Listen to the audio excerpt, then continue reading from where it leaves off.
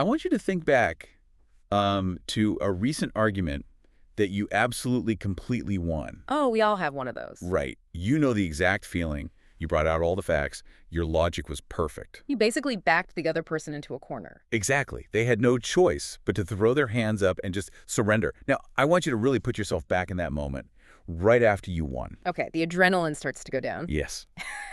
Did defeating that person actually feel good?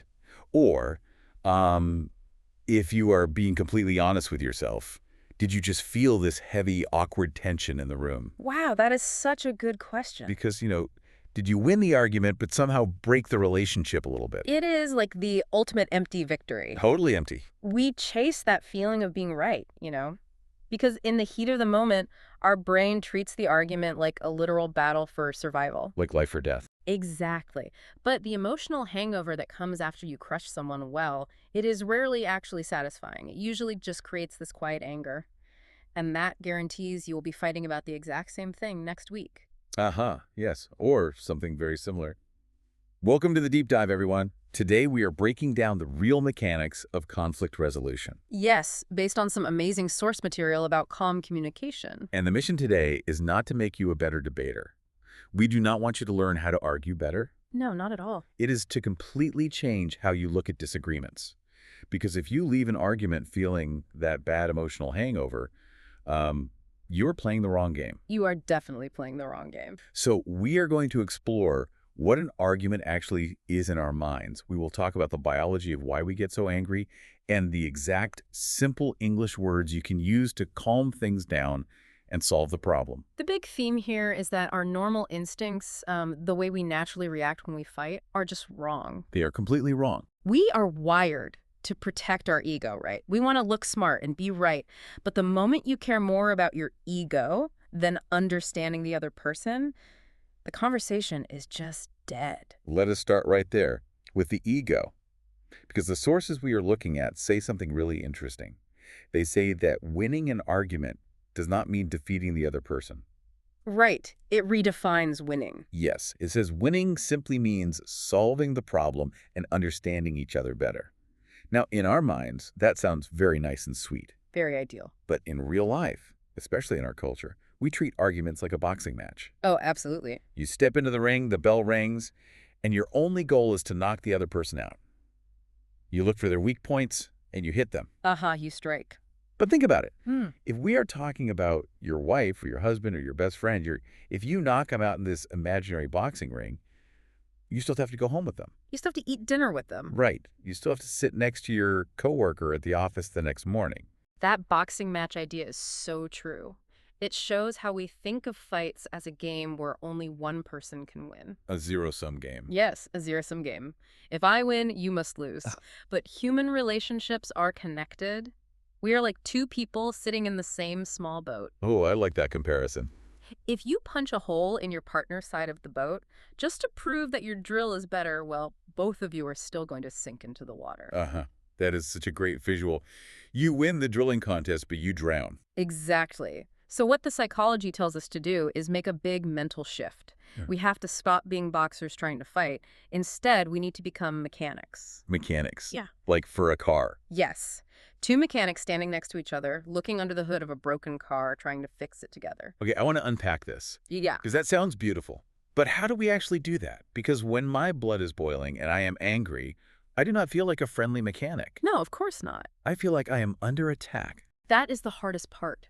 When we start an argument wanting to win, we trigger a very old animal response in our brain. It is me versus you. Right. But when you force yourself to change the goal from defeating them to just understanding them, the whole shape of the conversation changes. You are no longer standing face to face throwing punches. You're standing shoulder to shoulder. Exactly. You are looking at the problem together. It becomes us versus the problem. So we take the target off the other person and we put it on the actual issue. Like the issue is the electricity bill not being paid. The issue is not that my roommate is a terrible human being. Yes, exactly. Think about your own past arguments.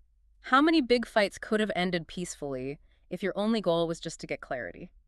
Just to understand. Right. If your thought was, I want to know why you are upset, and I want you to know why I'm upset. When you remove the need to have a winner, you remove the fear of being the loser. That makes a lot of sense. But, knowing that in my head is only the first step.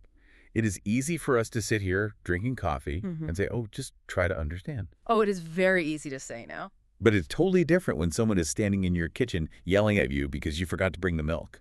Ari, yes, the forgotten milk, a classic. Right. Which brings us to the physical side of a conflict. Our bodies react. The source material says the first rule of fixing any fight is to stay calm, because anger stops clear thinking. It shuts the brain down. Yes. The advice is to take a deep breath and respond slowly. And this is where most people roll their eyes, Totally. because taking a deep breath sounds like such cheap advice. It sounds like a boring quote on a hospital wall. Stay calm and breathe. But when someone is blaming me for something, my natural instinct is not to breathe deeply. No, it is to fight back. Yes, aggressively. Yeah. If I just stand there and breathe, it feels like I am losing. It feels like I'm letting them believe their wrong version of the story. We have to look at why that feeling is so strong. Because it is not a flaw in your personality, it is just biology. Really, just biology. Yes. When someone raises their voice at you, your brain has an alarm system. It is called the amygdala. The amygdala, okay? And this alarm system cannot tell the difference between a person yelling at you and a wild tiger jumping out of the bushes. Wait, really? The brain reacts the same way? Literally the same way. It sees the loud voice as a danger to your life. So if my friend says you never clean the room, my brain thinks a tiger is attacking me. Yes, haha. The amygdala takes over your brain. It pumps your body full of stress hormones, like adrenaline. Your heart beats faster, and blood actually leaves the smart part of your brain, the part that uses logic and empathy. Oh, wow. So the logical part gets turned off. Yes, the blood goes to your arms and legs so you can run away or punch something. Well, that explains the argument hangover. You feel so tired after a fight because your body thought it was in a physical wrestling match. Exactly. And here is the crazy part. While your brain is in this tiger survival mode, true listening is biologically impossible. Biologically impossible. Yes. The text points out a huge trap we fall into. During a fight, most people are not listening to the other person. They are just waiting for their turn to speak. Oh, guilty. I do that all the time. You all do it. But when you are full of stress hormones, you are not even really waiting. You are scanning everything they say to find a mistake. You are loading your gun. Exactly. You are building your counterattack. You are completely deaf to the actual feeling they are trying to share with you. Okay, so if my brain is chemically locked in this tiger mode, how does a simple deep breath actually fix it? Because honestly, it feels like throwing a glass of water on a burning house. It is not a glass of water. It is like turning on the fire sprinklers in the building. Okay, explain that. Well, there is a nerve in your body called the vagus nerve. It goes from your brain all the way down to your stomach. And this nerve controls your resting system, the system that calms you down. The relax button. Yes, the relax button. When you take a slow, deep breath, especially when you breathe out longer than you breathe in, you physically touch that nerve. So you are manually pressing the relax button. You are sending a message to your brain that says, hey, if I have enough time to breathe this slowly, there must not be a tiger here. I must be safe. Wow. It stops the stress hormones, and it brings the blood back to the smart part of your brain so you can actually understand words again. That is amazing. But what about the other person? What do you... Like, let us say I do the breathing. I am calm. My smart brain is working. But the person in front of me is still full of adrenaline. They are still shouting about the milk. Right. This is where human mirroring happens. Mirroring, like looking in a mirror. Sort of. We are social creatures. Our bodies constantly copy the people around us. Have you ever tried to whisper to someone who was shouting? Oh, yeah. Usually one person starts matching the other person's volume. Exactly. If you lower your defense, if you breathe slowly, and if you just listen quietly, you take away their fire's oxygen. So they naturally calm down, too. Yeah. Yes. An angry person cannot keep shouting forever if you are just standing there calmly and peacefully. Their brain will automatically start copying your calm state. That is a superpower. So listening is not just being polite. It is a biological tool to calm them down. It really is. So for you listening right now, try this. The next time you have a fight with your partner or a stressful meeting at work, check yourself. Are you really listening, or are you just rehearsing what you will say next? Because if you are just writing your own speech in your head, you're having two separate monologues, not a conversation. Just two people making noise at each other. Exactly. All right, so let us say we do the breathing. We are calm. We listened. The very next step is what actually comes out of our mouths. Right. Because you can listen perfectly, but if your first sentence is an insult, you just bring the tiger back. You trigger their alarm all over again. The language we use is so important. The rules we are looking at today are very strict about this. You have to completely stop using personal attacks. Yes. The source highlights the danger of absolute words. Words like always and never. Like, you always do this. Or you never listen to me. Exactly. I want to pause here because this is so common. We use always and never every single day. Why are these two words so bad in a fight? Because they break the computer program of the conversation. They cause a system crash. Exactly. When you say you never wash the dishes, you are just trying to show that you are frustrated about a messy kitchen. Right. I am tired of seeing dirty plates. But human brains look for patterns. When you say the word never, the other person's brain completely forgets about the dirty plates. Oh, really? What do they think about?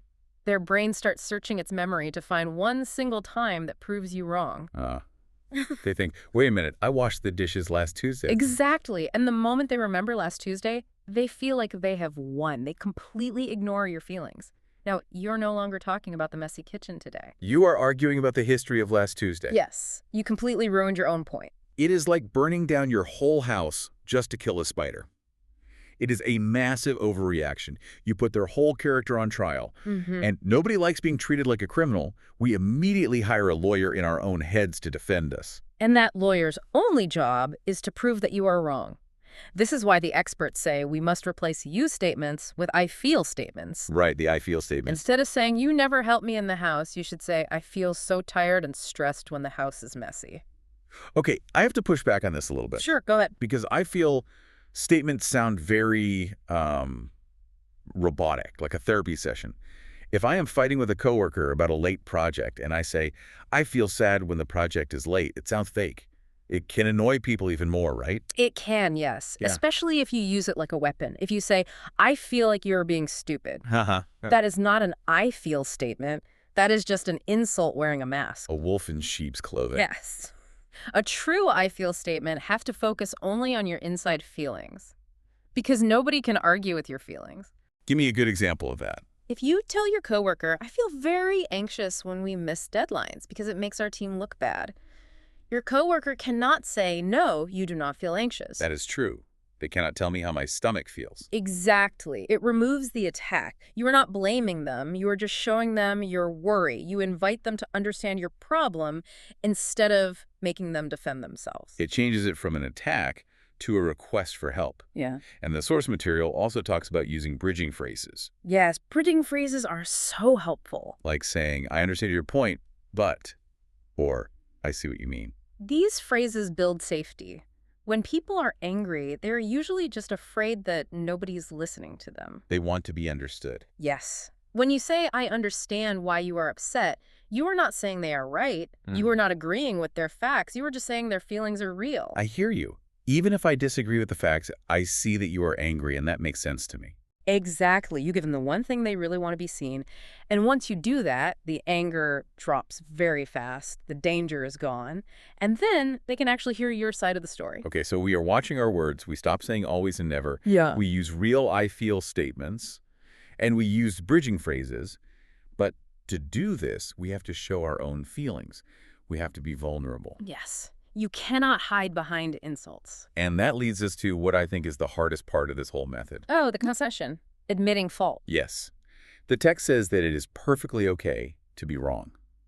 And that actually saying the words, you are right, I understand now, is a sign of maturity. It is the most mature thing you can do. Once the ego is gone, we can find a solution. But how do we actually do this? When I am so proud, saying I am wrong feels like losing. It feels like waving a white flag and surrendering. I know. This is a huge shift in how we think. We think admitting fault is weak because we still have that boxer mindset.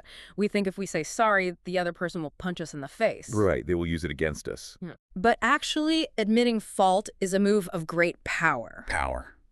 How is saying I was wrong a power move? Think about the game tug of war. Okay, pulling the rope. Yes. Both of you are pulling hard on the rope. You are sweating. Your muscles are tight.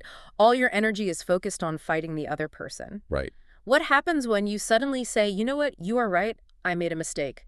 You are not just letting go of the rope. You are walking over to their side. The tension instantly disappears. It completely vanishes. The fight stops dead. The other person is putting all their energy into fighting you. When you stop fighting, they do not know what to do. It is like magic. It takes so much confidence to look someone in the eye and say, I was wrong about that. Yes, it tells the other person that you care about the truth and you care about the relationship more than you care about your own pride. That is not weak. That is incredible strength. But what happens next? Because if I just drop the rope and say, you are right, sometimes people will use that chance to attack more. Like, yeah, I am right. And you are also wrong about these three other things. Haha, yes, that happens. And that is exactly why you cannot just say, I'm wrong and stop there. You must pivot. Give it, like change direction. Yes. The moment you admit fault, you change direction to the future. You say, let us find a solution together. Oh, getting away from the past. Exactly. When you argue about who is right and who is wrong, you are trapped in the past. You cannot change history. But saying, let us find a solution, takes all that energy and points it forward. It changes the fight into a team project. You invite them to build a better future with you. Okay, this is a lot of theory. I think it's time for a quick fun moment. Are you ready? Oh, I am ready. What are we doing? Let us play a rapid-fire game. I am going to throw a toxic common argument phrase at you, and you have to fix it instantly using the tools we just talked about. Oh, man. Okay. I will do my best. Put me in the hot seat. All right, here is a classic. You are coming home from work, and your partner says, you never listen to a word I say. Ouch. Okay. Instead of defending myself, I would say, I feel really bad that you feel ignored. I am stressed from work, but I am listening now. What is on your mind? Oh, smooth. You used an I feel statement, and you pivoted to a solution. Okay, next one. A roommate says, you always leave your dirty shoes in the living room. You are so lazy. Wow, name calling too. Okay, I would say, I understand it is frustrating to see the mess. I was in a rush today, but I will put them away right now, and I will try to be more mindful tomorrow. Amazing.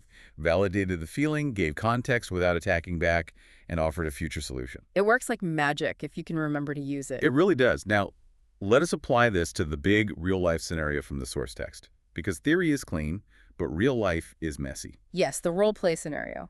It is a very common trigger. The scenario is this. Someone, maybe your mom or your best friend, looks at you and says, you never call me. The classic guilt trip. We all hear this. Now, as we learned, the word never is a trap. It is a system crash. But instead of taking the bait, the framework gives a three-part calm response. And the response is, I understand. I have been busy, but I will try to improve. It sounds so simple, almost boring.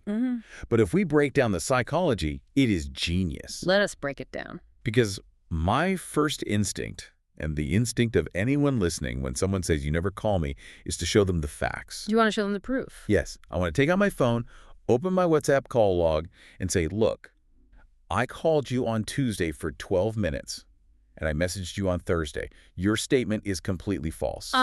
Yes, the lawyer comes out. Exactly. But if I do that, the fight always gets worse. Oh. Why does proving the facts make them more angry? What if they are just exaggerating and I need to stop their bad behavior? That is an important question. There is a big difference between someone trying to control your mind with lies and someone just using dramatic words because they are emotional. Emotional drama. Yes. In normal relationships, when your mom says you never call me, she's not being a detective checking your phone records. She is speaking an emotional truth. She's actually saying, I miss you, or I feel disconnected from you. She is feeling lonely, but she says it like an accusation. Precisely. If you pull out your phone log, you are arguing with her words, but you are completely ignoring her heart. You win the math problem, but you fail the relationship test. Yes. By proving her wrong, you are basically telling her that her feeling of loneliness is stupid. You shut down her emotions, and that just makes her feel more lonely and more angry. That is so deep. Okay, so let us look at the expert response. The first part is, I understand. That is the bridge. It validates her feeling instantly. You do not agree with the word never, but you say, I hear the pain behind your words. I see that you are hurting. You separate over the trap word. You just connect with the emotion. And then the second part, I have been busy. This gives context. Notice what it does not do. It does not say, well, you never call me either. Right, the classic counterattack. It does not blame anyone. It is just a simple fact. I have been busy. And then the final part, the pivot. but I will try to improve. That is the master move. It offers a solution right away. It takes responsibility. In just 3 short sentences, you validated their feeling, you explained your side calmly, and you promised a better future. You calmed their alarm system down, skipped the useless debate about the phone log, and focused on making the relationship better tomorrow. It leaves them with nothing left to fight about. The resistance is totally gone. It is like a superpower in conversation. Yeah. But let us talk about the dark side of this. Because life is not a perfect script. Sure. What happens if you do all of this perfectly? You breathe, you use I statements, you show empathy, and the other person just keeps attacking you. What if they use your calmness against you?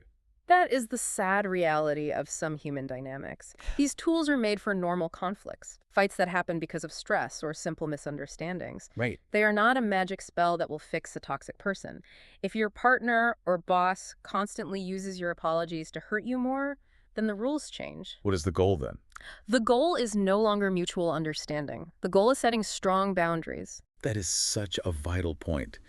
Calm communication needs two people who actually want the relationship to survive. If someone just wants to destroy you in the boxing ring, you do not stand there smiling while they punch you. No, you leave the ring.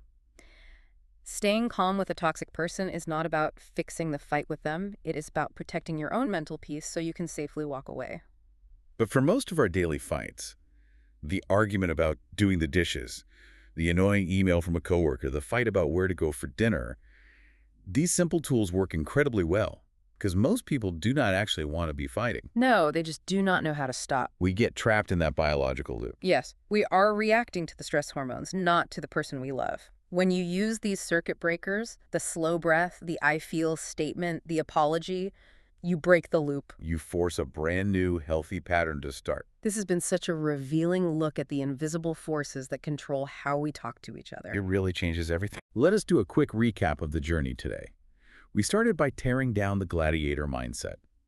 Winning an argument is not about shouting louder or crushing an opponent to feed your ego. No, it is about being mechanics, looking under the hood of the car and solving the problem together. And we learned about the biology. We learned that anger is just a survival response controlled by the brain's alarm system, the amygdala. Yes, and we saw how deep breathing actually touches the vagus nerve. It is a physical switch that turns your logical brain back on. And true listening actually calms the other person down too. Then we looked at the danger of absolute words. We are deleting you always and you never from our vocabulary. They just send the fight spiraling into the past. Instead, we are using vulnerable I feel statements and bridging phrases to create a safe space. And we face the hard truth that admitting you are wrong is a huge power move. Dropping the rope in the tug-of-war stops the fight instantly, so you can pivot to a future solution. It is the difference between just surviving your relationships and actually making them grow stronger. Exactly. I want to leave you, our listener, with a final deep question to think about this week. Think about the friction points in your own life right now, the people you are annoyed with. If an argument is really just a misunderstanding acting like a tiger attack, and it is actually a chance to understand someone better, ask yourself, what conflict in your life are you treating like a war to be won when it is actually just a puzzle waiting to be solved together? What a question to end on. Next time you feel that tension in your chest and your heart starts beating fast, remember, you do not have to step into the boxing ring. You can choose to be the mechanic. Thank you so much for joining us on this deep dive. Take these simple tools, try them out in your life, and watch how your relationships change. We will catch you on the next one.